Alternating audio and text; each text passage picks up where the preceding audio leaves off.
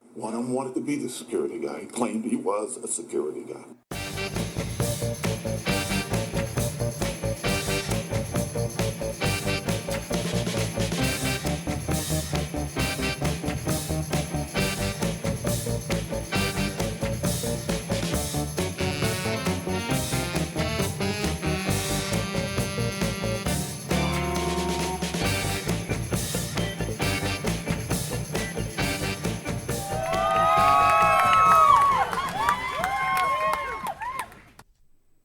Welcome to a special edition of Security Guy Radio with Chuck Harold and my special co-host. Wait, let me put my glasses back. There we go. Miss Eve Serta. Hello. Now, we were talking about before the show, we need a nickname for you since you're coming on the show, right? Yes. So we have Paul No Show Bristow. We have Hillary.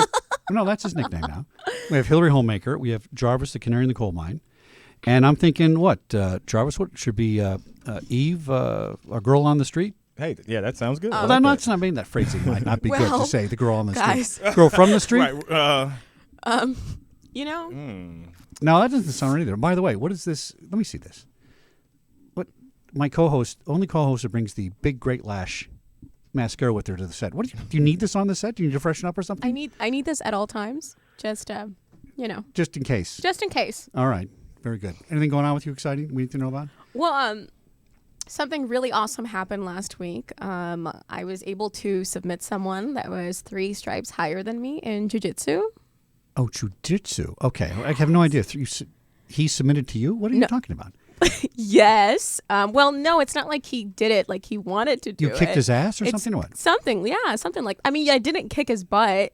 Yeah. But he did. What belt are you?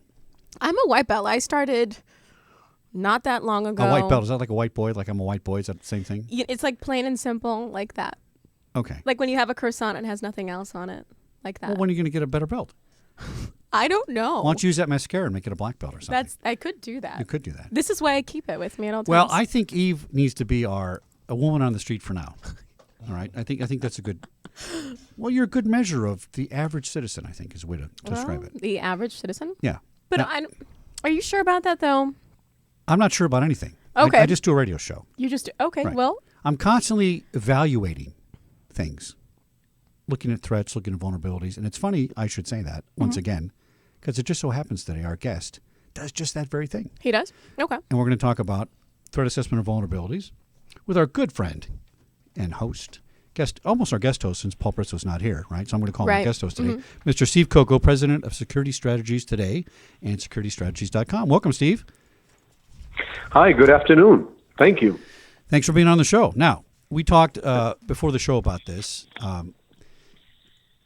You specialize in vulnerability assessments, threat assessments. There's a lot of different words for those things. But let's talk about in general, what does a vulnerability assessment mean to the average person? And how do you differentiate that between a threat assessment? Are they the same? Yeah, a vulnerability assessment and a threat assessment, they can be often used interchangeably, but there are a few differences. First of all, a vulnerability assessment, when we do one for a company, it's usually a small to medium-sized company. When we do one, we go on site and we take a look at their entire operation and we look for risks. We look for risks that could put the company in danger, that could jeopardize employees, that could jeopardize assets, that could jeopardize the actual physical structure. That's when we do a vulnerability assessment. And we point all those vulnerabilities out in our final report.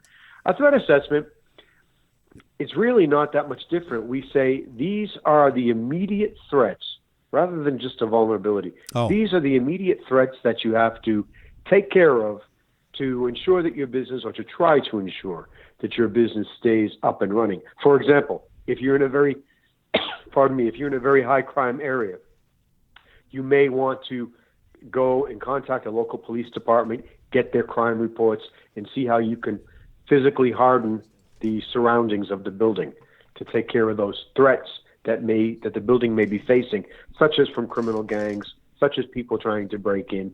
But they're quite often used interchangeably. We make a little bit of a distinction in our company. So a vulnerability would be something that you need to fix. A threat assessment is something more in real time. The vulnerability is the vulnerability is the longer term the longer term, what can hurt the company? How do you tighten up? How do you reduce risk? Whereas the threat assessment, we're saying, hey, this is an immediate threat. You need to get on it right away. For example, as I said, the high threat area, the high crime area, you want to protect against criminal intrusions or break-ins at night. Or a threat could be if you have public access to the building, say you're operating a consulting firm or a company, and you have people coming in all the time, or a radio station, you have people coming in from the public all the time, and you have a staircase that is falling apart, or you have a lot of debris on the public access areas that the public has to walk through a walk to get to your building, or shoddy stairs that are falling apart. That's an immediate threat to the well-being of the business. Oh, that's a good point. Okay. Yeah, that's a good point. Like the stalker, Eve. Well, I don't really know Eve. She just came in the studio today and sat down and started doing a radio show. Yes. So she threatened me. I exposed her, but I did some research first. you stalked me. Yes. That's why we know. That's how you That's do right. Now, Steve, what kind of businesses benefit from this? Because this sounds like I have to have a lot of money, and I've always encouraged people to not think that way in security. Right? Security is driven by budgets. It's driven by costs and modeling. But you know what? You can start with a pen and a piece of paper and walk around and say, you know what? I should change this lock. I should put this light on. Is this sort of thing reachable to the average business, or what specific businesses would benefit from this? Well, that's a very good question, and it's also useful to dispel some incorrect information. Every business can benefit from a security assessment because every business needs security. There's no business that is not threatened somehow, either through online threats, through physical threats, like the stalker who walked in, or from the criminal element, the local criminal element that operates in the area around your business, or from terrorists, for example. But it depends on what the business is. If you're a huge business, multinational company, such as, a defense contractor, and you're dealing with the U.S. government, and you're dealing with billions of dollars in revenue and sales with sensitive technology, well, you're going to get a certain type of vulnerability assessment that's maybe going to try to protect your assets, your secrets, your employees, and all your facilities. It's the same concept for a company that's bringing in a couple of $100,000 a year only in revenue, a small store or whatever. He has threats that he has to address, he or she, that owner or those managers. But that small store's budget is much, much less, naturally. You can't get everything from soup to nuts, but you can get a good, solid vulnerability assessment within a modest budget. And we work with the companies to find out what their budget is. We come up with, in fact, we have it on our website, we have a couple of basic threat assessment tier levels. And you can get a sort of a down and dirty quick one for only a few $100s. Or you can get everything from soup to nuts for about $800. Yeah, for a couple $100, it's better than spending it on Starbucks this week. So, Steve, you do the assessment. Do you do any follow-up where do you help them fix those problems, or do you recommend them to somebody else? What happens after I get my assessment is my question. Very good question, and we absolutely do both of them. So if we were to do a vulnerability assessment for your company, for example, or for any of the listeners, we go on site. We spend the time that we need to spend. It can be as short as half a day. It can be as long as a week, depending on the number of facilities you have, the number of rooms, the size, the square footage of your buildings, the number of employees. Naturally, the bigger it is, the longer it takes.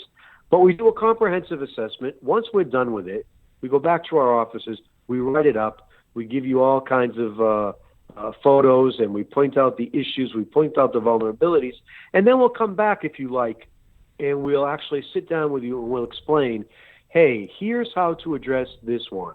Here's how to address that failure or that lack of security there. Here's how to threat that particular vulnerability. And we'll give you various options. And some may be more expensive than others, but then we leave it in your hands, because we'll do the threat assessment, but it's up to the company to determine if they want to implement any of our suggestions. And if they do, we don't actually physically do installations of security devices, or we certainly don't do construction to mitigate physical threats. But what we do is we recommend different businesses that will do it, that have experience doing these threat assessments. Okay. Now, do you ever do the assessment on the actual security department itself. And the reason I say that, I'm writing an article, hopefully it's going to be out soon, and the title is going to be something like this. The biggest threat to your security is your security, right? Because if the guard's not showing up for work and you're short on your shift and you have some guy sleeping on the job, before the terrorist comes to the security department, that security guard's going to cause a problem. Because if you don't have enough staffing, it causes all kinds of issues. So I know you look at the building and the company per se, but does that include the security department itself sometimes? Well, it certainly does, because we have to make sure that your security staff, if they're guards that are doing walkarounds on the grounds, if they're a guard who's supposed to be logging in all visitors and logging them out, taking license plates, checking driver's license, and he's not doing it, or he's texting the whole night, or he's using the internet the whole night, or sleeping, he's a risk. That's right. He's a risk, and you've got to you've either got to read him the riot act and give him another chance under strict supervision, or you've got to dismiss him if the situation is really bad, because you don't want to bring more risk to your company when we already know there are risks outside of your company that can affect your business. We don't want our security personnel to add additional risk. We want them to reduce risk. That's right. Now, where would you say you find the most vulnerabilities in an organization? Is it in, and let me be specific, is it in things like compliance? Is it in fortification? Is it in access control? I mean, what kind of areas? Because risk isn't just about security. Yeah, I think the most vulnerabilities are in access control, physical access control to the physical structures, to different sensitive areas, to areas where there are trade secrets, your company's trade secrets, your company's proprietary information or intellectual property that another company may want to seize and take advantage of unlawfully. That's an area where some of the biggest threats are. And the other area where some of the biggest threats are in personnel. Of my 30 employees or my 40 employees and another 20 contractors that are not employees but have access to my facilities, how many of them are not reporting an arrest? How many of them are really dealing with another company at the same time that is my competitor and is possibly giving my competitor my proprietary information and getting paid for it? Or how many of my employees are accessing internet sites that possibly could come back and bite me in the future? Are they accessing, pornography? Are they accessing other unsavory sites during work time, during work hours? Or are they downloading and uploading information through thumb drives that may not be authorized? The whole idea of the virus protection, the antivirus, the anti-worm, the IT security is absolutely huge.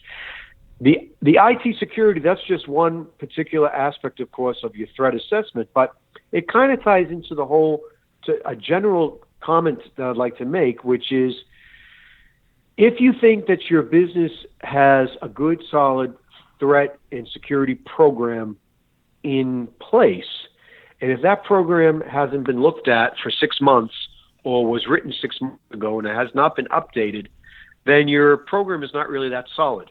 Because in the past 6 months since you had your last security assessment, maybe the security environment has changed.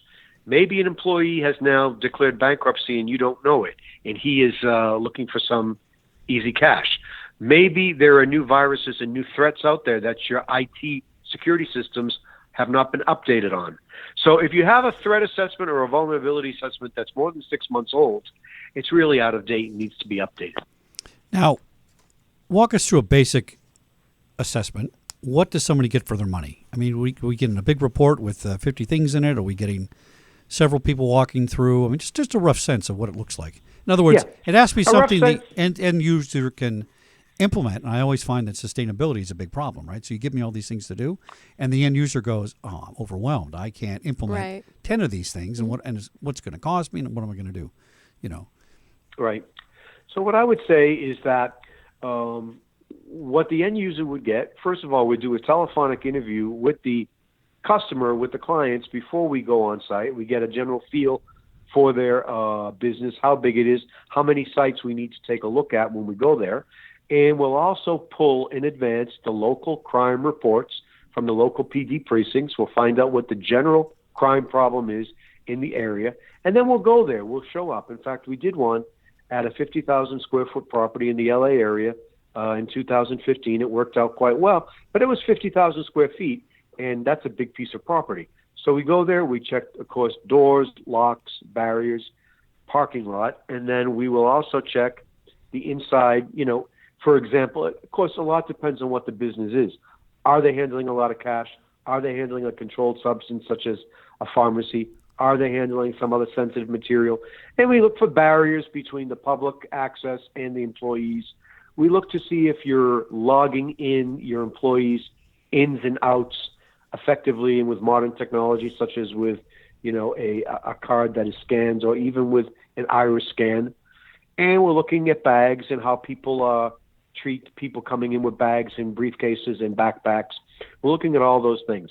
Naturally, according to how much you want to spend, it'll be more or less in depth. In the best case scenario, we like to get a shot at some key employees, such as a financial manager, such as some security personnel, and then we like to pick a few employees at random, and so that we get some good, candid feedback from the employees with a set of questions that we'll ask. So when you say get a shot, we have to use phrasing carefully on this show. I'm Right. Just teasing. No weapons. That's right. You want to sit down. We like to get the opportunity to speak. You want to speak with them, right? And So- and do you find? Go ahead, Eve. Do you look to their computer? That would be a little intimidating if you just randomly picked me and you said, Eve, I'm going to interrogate you and look through your computer. No, he and wants stuff. feedback from people, right? He wants Steve? feedback. In other words, he's going to come to Eve and Right. say, "What do you think about your security department?" You're going to say, "Confidentially, let me tell you what's going on." You're going to find things for Steve to look at more closely when you get okay. there. Yeah, right, Steve? Yep. You're exactly right. And what we can also do is the last thing we want to do is make an employee feel intimidated or hold back. We grant anonymity if the employee requests it. But you got to also understand that the owners or the managers, they've got a lot of skin in this, in the sense that they've asked for the assessment.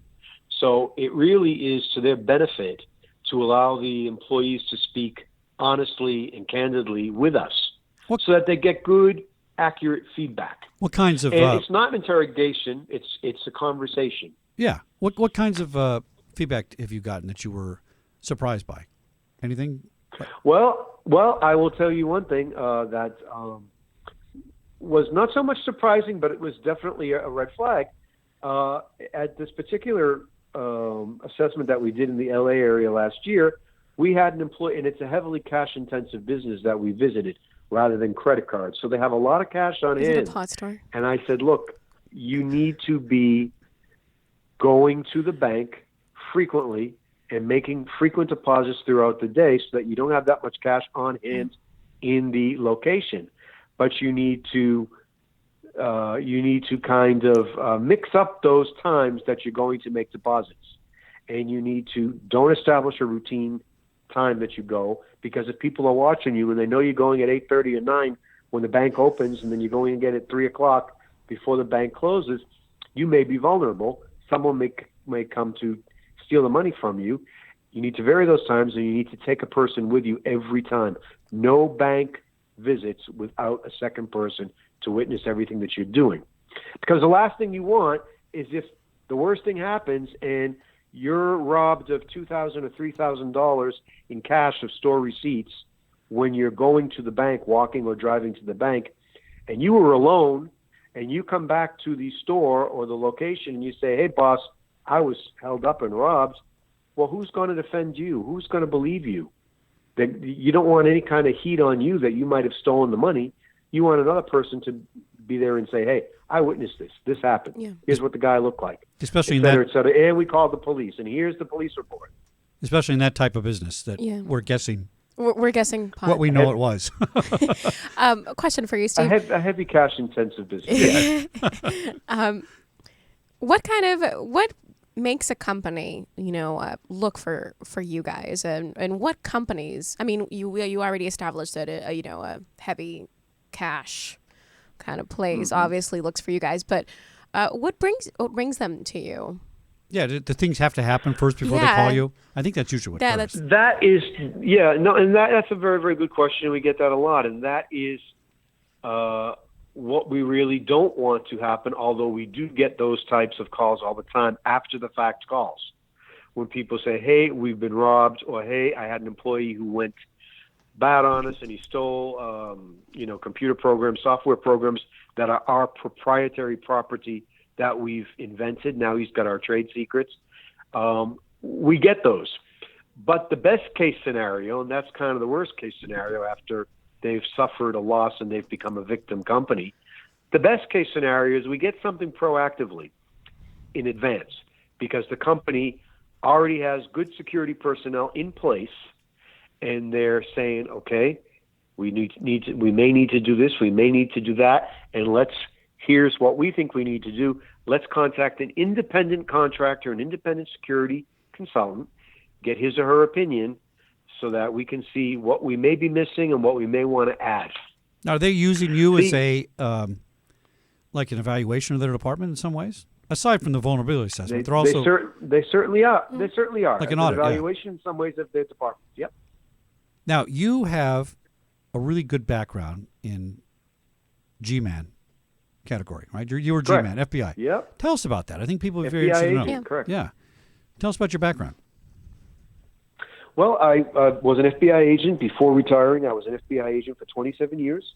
I worked in a bunch of FBI offices in the United States and outside the U.S., and I gradually went up the ranks from investigating, drug trafficking and drug enterprises, to organized crime, to our counter-espionage program. And then eventually I was the supervisor of the Joint Terrorism Task Force after September 11, 2001, in our San Juan, Puerto Rico office. I did 5 years there, then I was at headquarters, and then I went out to Phoenix as the assistant special agent in charge, managing the office with the boss, with the special agent in charge, all programs and all personnel. So it was a great career. That's like the top spot you finished in for that region. Yeah, it was really the number two spot in the office, the assistant special agent in charge. And I also did a couple of stints overseas in U.S. embassies, where the FBI has quite a large presence in throughout the world in various embassies. Not in every embassy, but we have them in many embassies. And what we do there is we do liaison with the host government, that country's investigative agencies, police agencies, intelligence agencies. We share intelligence in both ways, and we also do some common investigations with them. But when we're in a foreign country, we're always operating under the foreign country's laws because we have no authority outside the U.S. Right. So they let us in or they don't let us in, but it's mainly liaison. Now, I always are a little confused between the responsibilities of the FBI and the CIA, right? Okay. FBI is domestic, CIA is foreign. Yeah. So when you come to a foreign country, you're operating through the embassy, which is American soil. I get that part. And you can function as the FBI because you're on American soil in the embassy. I get that part. So, but where do you cross over into helping the other government? Is it really in the law enforcement sector? So there's an opposite number in Germany that's like the FBI, and that's who you work with, or is it local law enforcement, or the whole gamut of law enforcement? Yeah, well, no, it's sort of like all of it. So what happens is, for example, I was assigned for almost 4 years in our we call it legal attaché office in the United States Embassy in Rome, Italy. Everybody knows it's FBI. For whatever reason, they call it the legal attaché office. There were 4 or 5 agents, and what we did was we would get leads or investigative work requests from the United States FBI offices, the New York office, Boston office, East Coast offices in particular, but all offices. And they would say, hey, we're conducting a drug investigation in Brooklyn and in Queens and in Manhattan and on Long Island. And our subjects, our bad guys in Manhattan or in Queens or in Brooklyn, they're calling Italy, they're calling Naples, they're calling Rome, and they're talking drugs over the phone and drug trafficking over the phone with these guys in Italy. Can you go to the Italians, brief them on it, give them the phone numbers, and ask the Italians to find out who the phones are registered to, what these guys are about, and get them involved in the case so that they can do their investigation, like a concurrent investigation in Italy. Oh. And that's very common. We'll give those leads, those investigative leads, to the foreign government, and they'll do their investigation on their own territory. Then they'll give us the results. and we'll send them off to New York, and we'll say, hey, the guys that they're calling in Naples is this guy, that guy. They're known organized crime guys, and by the way, the Italians say the phone calls are about drug trafficking because they're all in Italian or what have you. And in fact, the relationship, the joint relationship, the law enforcement relationship between the FBI and Italian law enforcement is absolutely outstanding. And it's been one of our first offices since the 1950s. It was set up over there. And we share a vast amount of info with them. They share a vast amount with us. And we even do some joint operations together. In fact, when I was assigned to the New York office, we did an operation at midnight, New York time. And so it was 6 a.m. the next day in Italy, and we were arresting our New York subjects at midnight in Manhattan and in Brooklyn, and they were getting their subjects out of bed in Italy at 6 a.m. because they'd be making phone calls in both directions if we didn't do that, tipping people off. Right.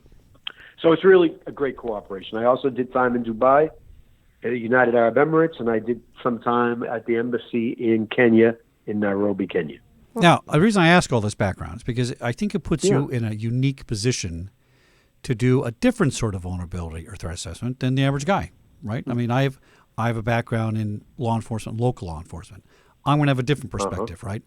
So let's take your background with the joint task forcing stuff over there overseas, and tell me how this ties into terrorism here in the U.S. I mean, what's your take on the current terrorism threat in the U.S.? My take on the current terrorism threat in the United States is that it's serious, and it has to be taken extremely seriously. And as we always say, you see something, you say something. But I would say that we have some absolutely outstanding federal, state, and local law enforcement agencies that are really, really plugged in to intelligence, what we call an intelligence stream, to intelligence sources. The Joint Terrorism Task Forces in every field office, such as over there at the LA field office, they have about 200 different local towns in the four counties over there, Santa Barbara, Ventura, LA, Riverside, and Orange, 5 counties. They have about 200 different municipalities that in some way are participating in the Joint Terrorism Task Force. Well, that makes me feel better.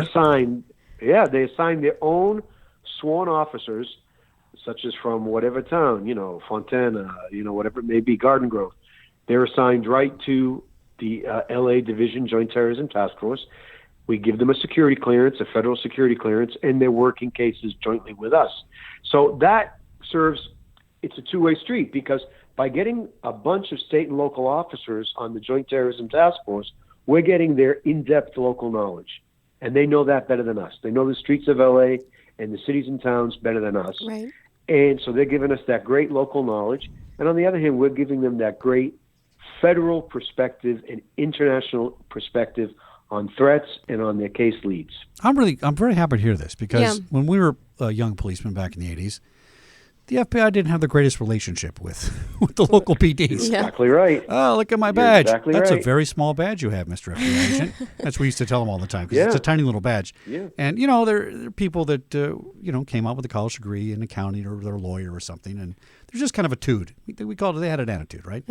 So I'm happy to hear this has changed, because I've always said, there's 3 things about security, you need to know. It's personal, it's here. It's local. And it's now, right? Yes. And it's local, right? Yeah. So I always thought that the cop on the street's the best guy to find the terrorist, because he's out there looking. Right, and he knows what's different. He knows what's different. It's the guy's going to show up in a local town and do something locally, and the FBI is going to maybe have that intel above us, right, about it, right? But eventually it's going to come down to the guy pulling up his van in front of a restaurant and blowing everybody up, right? So you need that cooperation of local law enforcement to understand what is the norm for that community. So I'm glad to hear this. So, Steve, what are some red flags? Exactly right. Yep. What are some red flags for that companies should be on the lookout for? What is something that it should be like, okay, I should call Steve. What's that thing that I should look out for? Exactly. Well, here's a perfect example. Say you have a company and you maybe have 10, 15, 20, or any number of employees, and you think they're good, solid employees, or most of them are good, solid employees, and you've got one guy or one gal who's been on board for several years, excellent employee, great performer, great work ethic, etc. All of a sudden, you notice a radical change in his or her performance, That's a good one. Okay. attendance, attitude, Now he's tardy. Now he's leaving early. Now he's not showing up. Now his work's not getting done. And now he's, whatever. He comes in, maybe one day he smelled like alcohol, or maybe he just didn't show up and didn't even call in sick. It's time to bring in the employee, sit him down as soon as possible, try to get him to come clean with you. I don't mean come clean with you, even if he doesn't. Try to listen to him, look for the eye contact, look and see what he's saying, because we may have a problem here. It doesn't mean it's terrorism related. Okay. It doesn't mean it's criminal related. Maybe it's just a substance abuse problem. Maybe it's a marital problem. Maybe it's a health problem. But it's affecting him at work now. And because you've noticed a radical change in performance, you've got to keep an eye on him. Maybe he'll come around with some treatment and some, employee assistance program intervention. Hopefully he will. But at least you need to be aware of it, and you need to intervene quickly so that you can get a grasp of what's going on. That's the key, right? So that's a red flag. Are you saying that his behavior or hers could possibly cause, the rest of the staff to, go crazy as well? Well, it can escalate. Not necessarily crazy, but Well, it affects them, Not right? necessarily, but it's a possibility. Yeah. Okay. So if you intervene with a person at the onset of their problem, Mm-hmm. what it tends to do is bring them back into the club, right? Because Okay. they'll tend to feel, ostracized, not part of the group. They might be withdrawn, and that's a Now tip-off. they feel like somebody cares. Yeah, it's a tip-off to Okay. workplace violence. That sort of guy that's the loner that pulls himself away from the Okay. group is the guy that comes back. So it's good advice, Exactly. Steve, to get changing that behavior and acting. Like Mr. Drivers today was writing your number down, Steve, with the mascara pencil, and I became concerned. But then Wow. I found out, I did my homework, I did the threat assessment, Mr. Drivers, and I found out it wasn't you, it was our station's low budget that doesn't have any pencils. So he had to use a mascara liner to write your phone number down. Oh my gosh. But I'm serious, Okay. it was a change in your behavior. It was something like, what is Drivers doing? And it sounds trivial, but that's what Steve's talking about. You got to get in there. you gotta find out what's going on. Onset of the weird, I did a day, I was training at a big Fortune 50 company in Ohio. And we asked the class, I said, tell me what, anything weird going on that, we need to know about? Well, I got this one employee and in our area, and she shoots rubber bands at the boss. I said, what do you mean? Well, the boss walks by and she shoots rubber bands at him. Does she hit him? Yeah. And then she draws little 45 caliber guns on her Post-it note and puts it on his computer. And then she goes around making bang, bang gestures with her finger. And all the people in the room were looking at me going, oh, yeah, we know about her. And I go, did you guys report it to anybody? Oh, no, she's just weird. Yeah. I said, the fact that she's comfortable shooting the boss with a rubber band. Why didn't the boss say anything? That's the question, right? Well, I mean, you were brought in there, so I guess. Well, but the question is he accepting that because there's something else going on between her and the boss? Well, that could be a thing. Right. See what I mean? There's all kinds of levels, but to ignore it, it's dangerous, Steve, as you know. Right. And you see this in companies all the time. So what are some other things that you think we should be aware of? Because I feel like maybe somebody acting weird, I think most people would be even subconsciously alert about that. But I'm talking about other things that the average Joe doesn't know. That's a big one. Yeah, that's a big one. Is noticing significant changes in employees' behavior. That's a big one. Also, what about say for example you have again it refers to an employee, but say for example you have a limited staff at your company during the weekend on Saturday and Sunday, and all of a sudden you have a person who's not assigned to work Saturday and Sunday going in there late at night. That's a little weird. That's out of the ordinary. Why is he going in there late at night? Is he stealing? Is he manipulating computers, et cetera? Is he taking advantage of the weekend to do this because in general there are fewer people on board, there are fewer employees there? That's something else to be aware of. That's unusual behavior for that particular employee given his shift and his work shift and his work schedule and all that. Another thing that could be, here's another vulnerability that a lot of companies don't realize, they don't even look at. So let's suppose, for example, that you're a company that makes a lot of use of contract employees. They're not your employees, but the contractors. Do you know anything about them? All of a sudden, you have a guy who's been coming there almost every day for 6 months, or he comes there a couple of days a week to deliver products, and he helps stack them up and organize them for you. All of a sudden, he's no longer at the company, and now they start sending another person.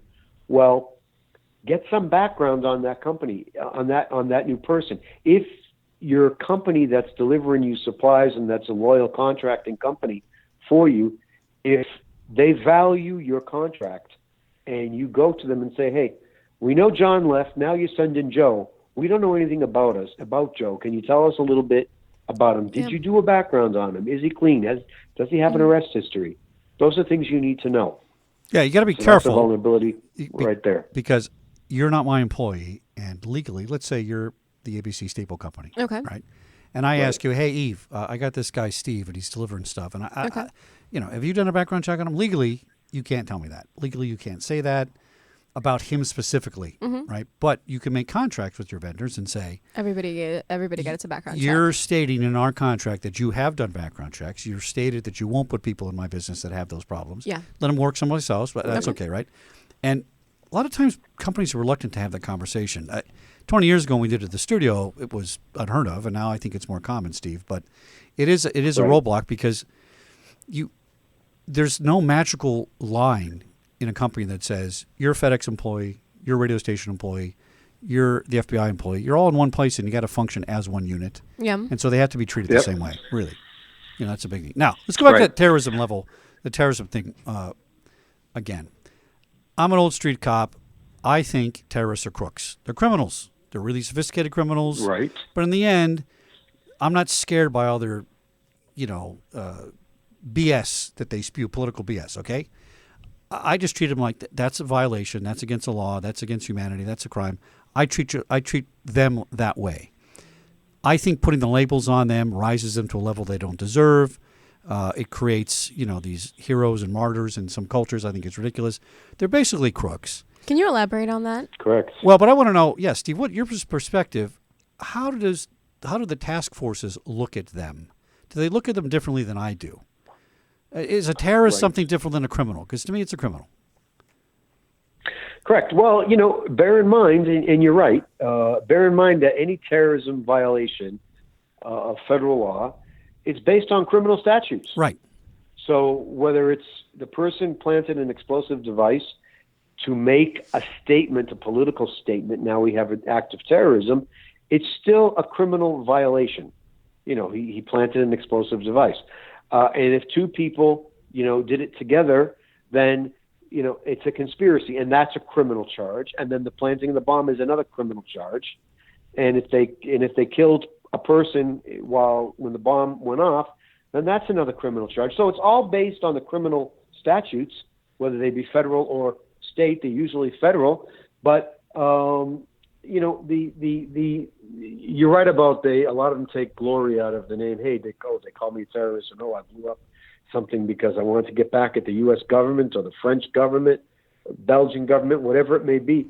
But in the federal government, the U.S. federal government, what we use is, in addition to using every criminal statute available to charge them, if we can charge them, if they've committed a violation, we consider them a terrorist if their acts of violence or their acts of intimidation against the public are geared towards influencing the public or influencing a government politically. Influence. That's a good way to describe it. Now, the reason I ask, rather than going through the regular process, you don't like the president, you vote for someone else. You don't like your senator, you vote for someone else. That's how we influence the process lawfully. Okay. We can't influence the process lawfully by attacking someone or planting an explosive device. Right. Now we're talking terrorism. Well, the reason I ask is because I wonder if when we conduct vulnerability assessments or threat assessments, if we say we're looking for terrorists vulnerabilities and we say we're looking for criminal vulnerabilities, the average criminal, right? Are we looking at things differently? Are we missing things because we look at it one way as opposed to the other, right? Okay. See what I'm saying? Yeah. The chances of a terrorist walking into my studio, well, actually, they do listen a lot in there is a lot of listeners. There are a lot of listeners in Dubai and Saudi Arabia. But that doesn't mean that they're terrorists. Well, I don't know. It doesn't mean. No. But anyway, I'm just saying. Of course not. Does it mean, the chances that a terrorist comes in here are much less likely if I view the assessment that way. But there's a higher probability that I'm going to get an office creeper in here that steals stuff by walking around the studio. That's a high probability. You're correct. They're both criminals. Yeah, you're correct. Both criminals, right? If I guard against one on the lower level, am I protecting myself against the higher level. Does that make sense? Yeah. I'm a little tired. Yeah, you're today. protecting yourself. Yeah, Chuck, you're protecting yourself to a degree.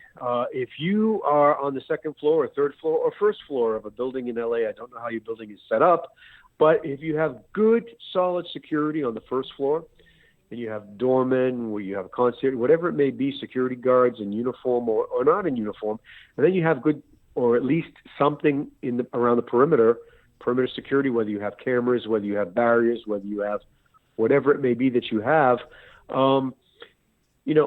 that's going to protect to a degree, depending on how good it is.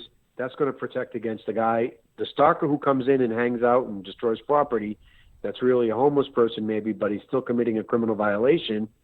And it's going to protect you against the person who wants to commit an act of terrorism because he wants to make a political statement. It depends on how good your security is downstairs, whether one or the other or both can get through, but the security is going to be good to keep out terrorists and to keep out your average crook as well. But I want to make one point that you sort of almost alluded to, but I'll make it, taking from where you left off. You mentioned, I don't necessarily believe a criminal is going to come in here, meaning into a crook. I'm sorry, a terrorist is going to come in here. Right, because of the nature of your business. It's not a big target or whatever. Well, you're exactly right to a degree, because in general terms, what the terrorists want to do is they want to make a statement. So they're looking for high visibility, iconic type target. Now, hold on. Let's not get too far afield there, Steve. Are we saying that Security Guard Radio is not yet iconic and high visibility? No, he's saying that you said that because I shouldn't have said that. You said it's unlikely. I just put my own show down. I have 60,000 listeners. No. I'm just teasing you. No. So let's look at a perv that I think the starkest example that stands out is the World Trade Center. Yeah. So you look at the Twin Towers in Manhattan; those were iconic buildings. You could not see a skyline of Manhattan, whether it was a photo or an artist's drawing. You could not see a skyline of Manhattan from 1970 until 2001 that didn't include them because they were part of the skyline naturally, but they were actually more than that. They were iconic symbols of the city. It's like the Statue of Liberty. They're iconic. In LA, you have Rodeo Drive, maybe that's pretty iconic. You have Hollywood, you have the Oscars, you have a bunch of places that are very iconic there as well. Disneyland over there, you have theme parks and all that. A hotel hosting the Oscars, a hotel hosting the Grammys. Now we have iconic locations that if those are attacked, now we have a statement that's being made. We're going to get you where you're most vulnerable, and we're going to get you at a high impact event so that a terrorist attack can be high impact. Look what they did in Belgium several weeks ago. They attacked in an airport. An airport has all kinds of people in it. Yeah. International travelers, international airlines, and it's an iconic place. There's one airport that you go to really in all of Brussels to fly in and out. And look what they did in Paris back in November. They attacked one of the most iconic cities in the world, and they shot people sitting outside of cafes. So they went for high impacts. What would you say is more important? Would you say that security inside a building is more important than, I would say guarding? The perimeter. Yeah. Interior, exterior perimeters. Mm-hmm. Yeah. Yeah. What is more important? Yeah. Well, I will use an analogy. I wouldn't characterize either one as more important. They're both very important, and they both are vulnerable to different types of threats. Because you can't underestimate, you could have the most secure physical structure out there, your building or the FBI building or LAPD headquarters over there could be very, very structurally sound and structurally safe from a physical security standpoint, the perimeter, and even inside the men and women that are on the first floor as security guards in the parking lot or whatever. But those men and women and those barriers and those guard shacks that you have to show your ID to get in, etc., they don't do anything to protect that interior of the building from cyber threats, from hacking, from stealing your intellectual property. If you're a company, stealing your intellectual property online through online means, or from somehow through a real savvy hacker stealing your company's your company's money through a hack of some sort into the bank accounts of the company. Now, when I was there are different vulnerabilities and different threats. When I was studying this stuff, laptop theft back in the day, FBI statistics told us that about 85% of all laptop thefts are done by employees. Huge internal threat, right? Yeah. Steve, in your travels and going around doing these assessments, are you finding that most threats nowadays are caused by internal sources? The internal sources of threats, otherwise known as, in the lexicon for that, is the insider threat. Right. The insider threat is huge. The insider threat, I would say most companies, unless you're an iconic company that's dealing with, internationally, Coca-Cola, Pepsi, whatever it may be, General Motors, or a company that's dealing internationally, the overseas offices of a U.S. airline. I think most other companies, the main threat is from the insider. Here's a perfect example. Let's take the Edward Snowden case. The contract employee who was first CIA contractor, then he went to Booz Allen Hamilton, the private company, but he was a contractor placed by Booz Allen with NSA. He was an insider at NSA. Even though he was not their employee, he was a contractor. He had access to sensitive systems, sensitive equipment, and sensitive information. Downloaded it on a thumb drive and took off to China. That's a real inside job. That was a severe insider threat. And that act, although it wasn't terrorism, that act of theft, because he stole government property, the information is government information, it belongs to the government, that was perpetrated by an insider. Now, do you find your clients are more interested or concerned about the internal or external threats? Or in other words, what's their perception? Do they call you because they think, I need fortification in my building, and they're not thinking about the internal stuff? I would say, unfortunately, that is more common. They're disregarding, or they're not really aware of the insider threat. They're more aware of what they see on TV. A terrorist breaking in, a terrorist driving up and planting a device, or shooting up the building. Certainly, that can be a threat. But it's you gotta recognize that although the threat is there, it's rare. Yeah. You're probably, if you're going to be the subject or the recipient of some sort of attack, it's probably going to be from an insider, whether it be a cyber type threat or whether it be something like an employee who goes off the deep end one day and does physical damage to the property or physically hurts the employees. I remember right after 9/11 at Fox, we were scrambling, right? Because all the C-level guys said, we want you to put a giant wall around the studio. And I priced one from England that was going to cost $1 million, and then wanted to put barricades and have cars serpentine and all this kind of stuff. And I kept thinking, really? What are the facts we're acting on? So I did some research, and this is back in 2001. There was not one incident reported, and I found 1,500 stories, news stories, right? Not one of them had a TV station, because we were a TV station, being attacked and taken over by anybody. Oh, right? wow. It hadn't happened. The other thing that had not happened is that up until the Unabomber, there had been no bombs mailed through the U.S. mail. Maybe FedEx, maybe it's delivered in person. And we were worried about fortifying our mailroom for bombs when there's never ever been a bomb mailed at the time to the U.S. mail, right? Right. So we were solving for things that didn't exist because it made people feel good, right? When you really should be solving for probabilities instead of possibilities. Okay. And I seem to find that after an incident, people want to solve for let's see, let me get this right. They want to solve for possibilities instead of probabilities. Okay. I think the possibilities are sexier or something. They say, oh, look, optics are, I'm solving for the what was that the bacteria they mailed through the mail, the white powder stuff, right? I heard about that when I was little. Oh, we got to solve for that. But it's never happened before. Anthrax, It's, So what do you think about that? I mean, I think a lot of this has to do with optics and politics sometimes, unfortunately. You've got to be able to see the forest and not just the trees. You got to look at the big picture, and you've got to make sure that you're not, you can't protect against everything. This is It's true. You can't protect against every threat. You'll never be able to know every threat. There's always going to be something that you don't know about or that you weren't aware of.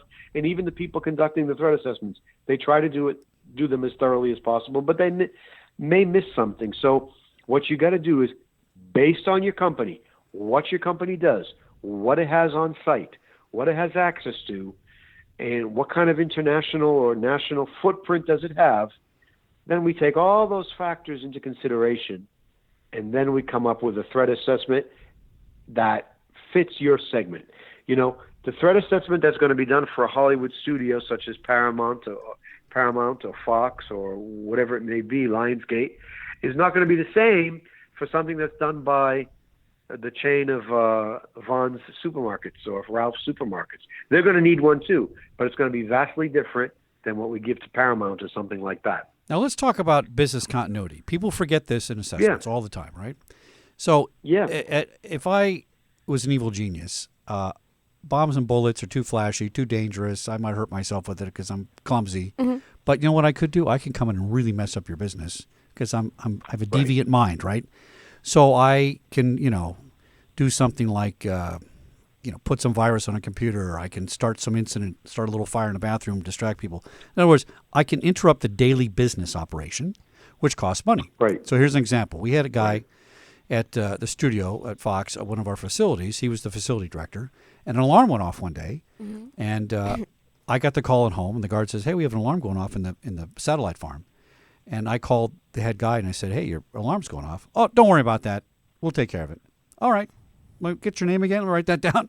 And it happened again. Okay. And on the third time, I get a call screaming from the head guy that the X-Files had gone off the air because the alarm was for an air conditioning, and the guy in the technical operations center thought my guard was too stupid to know what he was talking about. And in fact, the guard was telling me your air conditioning went off and everything burned up. That cost $125,000 a minute for 45 minutes. Wow. See? So why don't I just take a ball of tinfoil and throw it up in one of those satellite dishes and take Fox off the air for a half hour, and I've disrupted the business continuity, see? So I think these are bigger areas of a threat in a way, probabilities instead of possibilities.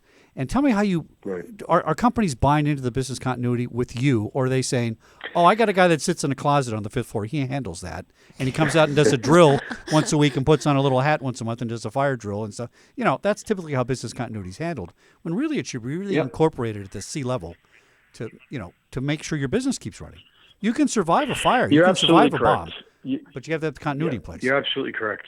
Right. So a typical business continuity situation can be something like you said, the example you used. It could be a very sophisticated computer virus that takes all your computers offline. Now you can't do business internally or externally until the computers are back up and the virus is isolated and rendered no longer a threat. But what about the business continuity issues that come about from that's an act of man, but an act of nature too. Right. You're in California, you're in Southern California. What happens if you have an earthquake? So it may not be a devastating earthquake, but it can be an earthquake that takes a lot of businesses offline for several days or several weeks. There could be some significant damage, although it may not be devastating, but they're still offline for several weeks. And when I mean offline, I mean not operating. Yeah. Because their facilities have been so damaged. Time is money. What happens if you're in the Houston area, the New Orleans area, or the Dallas area, and now you're subject, this year especially, to significant flooding? They've had horrendous floods out there for weeks, especially in the Houston area. Yeah. So now your business is flooded, and your computers are underwater, a lot of your equipment is underwater, and now you can't operate in your 3 or 4 stores or your 3 or 4 office buildings that you have located in Houston. Well, if you had a good, solid business continuity plan in place, you're going to be back up and operating in less time. It still may take you a while, but you're going to be back up and operating in less time, at least partially, than a company that didn't have a business continuity plan in place, because you've done your homework. I would take, in advance. And this sounds crazy because I'm in the security business, right? Mm-hmm. I take a brilliant business continuity plan over a security plan any day. Here's why. A business continuity plan does things like create databases of assets, where they're located, how many you have. I need to go buy some new widgets because they're all broken. I have a vendor already set up in case of an emergency. Second, there's an earthquake, he's going to send those to us, right? You have things that are in place to restore your business, right? A security plan only works to the degree that the people involved can operate it and that the situation allows. Because I've never been in Right. any security plan that's ever worked because it's too fluid. Things change all the time. Yeah. There's a fire bigger than we thought there was. There's a bad guy stole more things than we thought or whatever. So, but the business Right. continuity plan will allow you to incorporate security into that in a way, right? And Right. they can participate in that. Are you finding when you do your assessments that people, they look at business continuity as a cafeteria item, and we'll get to that later. Maybe let's do the sexy bombs and bullets terrorism assessment first. Yeah. Because to me, business continuity is kind of more important in one way. What do you think? Yeah, business continuity is more important in one way because they're both related. Yeah. As part of a security assessment, when we do the security assessment for a company, we say to them, do you have a business continuity plan? That's part of security. Do you have a business continuity plan? And where is it? Who wrote it? When did you last practice it, a simulated situation? When did you last, in other words, exercise your business continuity plan? And you find out sometimes that, we have one, but so-and-so's gone or she's not here. And we haven't exercised it since a couple of years after 9/11. Right. Well, now it's 15, it's 15 years later, almost. That business continuity plan that you spent a lot of time and maybe money on doing in 2002 or 2001 is virtually useless now because half the employees are no longer there. The company's expanded. The company's moved. You've got to update these semi-annually, and you've really got to practice it at least annually. Now, do they? And that's part of your security. You make that you put that question into your assessment, right? But do they engage Absolutely. you to recreate that? Do they engage you and hire you to say, look, ours sucks, why don't you go make us a new one? Or is that just left to another department usually? Yeah, no, we did it. We did it a couple of times. My company, we have contractors that help us with it that we'll bring on. And we also have done it. We did it for a couple of big companies, actually. And the good news is, as we do it for them, they have their security or continuity people come in often and sit with us and say, Oh, that's good. okay, no, we don't have this, so we don't need to include that particular part of it, Steve. Or, I never thought of that. Let's include that. So there's a lot of back and forth to make it work for them, but you have to include certain elements in a business continuity plan. You absolutely have to include the elements that allow the business to get up and running again. Say you're taken out completely by a massive flood in Houston, or a massive earthquake in LA, or a moderate earthquake in LA. A 4.5 or a 5 earthquake in LA, and you got a lot of damage everywhere, but not completely devastating. But you got a lot of business everywhere. Well, it happened in downtown LA or just north of the city or whatever, and you have a whole other offsite in, who knows, in Riverside or further east of Riverside, that you've got things stored and you've got backup computers and a backup server and backup supplies. Well, now we're talking about something that may be useful for your business continuity plan, because that's going to help you get back up and running in shorter time than someone who has nothing. And you can apply this to home plans too, right? Right. So I have water. I Of got course you can, supplies. yeah. You know what else I carry a lot of? I got a lot of 22 bullets. What? Lots of 22 caliber bullets. Because you know what? That might be currency if everything goes to hell one day. Because I can carry Actually, a lot it of totally them. would be. It's the most So would common food. weapon. It's the most common weapon, long rifle, and I can carry a lot of them. I can carry thousands of rounds in my pockets. Where the 50 caliber, I can't carry more than. I hope you have a really They're too sturdy heavy. belt. You see what I'm saying? So you got to think about what would be Right. currency in a crisis. Water would be currency. Gas would be currency. Yeah. Of course, $1, it would be. a dollar's not going to buy Water, anything, gas. right? But bullets, But things you like that. also need to consider. You also need to consider human resources, your human resources systems. Right. If you've got people working for you to set everything back up again, and it's taken 3 weeks or a month, you have some employees that obviously can't work because your main location might have been destroyed. But you have people out in Riverside, your alternate location, setting up a temporary operation there. They need to be paid. They need their payroll being put in. So you may have to move some HR people out to Riverside. Steve, we got to go. We ran out of time. Isn't that amazing? It's a Okay. whole hour. Steve It's Cocco, amazing. president. Well, it was a great conversation with you. Thank you. Steve Thank Cocco, you. president of Security Strategies Today. Find him on the web at securitystrategiestoday.com. I highly advise you guys check him out. He knows what he's Check him talking out. about. Thanks for coming in, Steve. We'll see everybody next Monday on Security Guy Radio. Follow us on Facebook, Thank Twitter, you. LinkedIn, YouTube, Twitter, Instagram, Pinterest, the girls' site, and some other things I can't remember. Good night. Have a good night. Good night.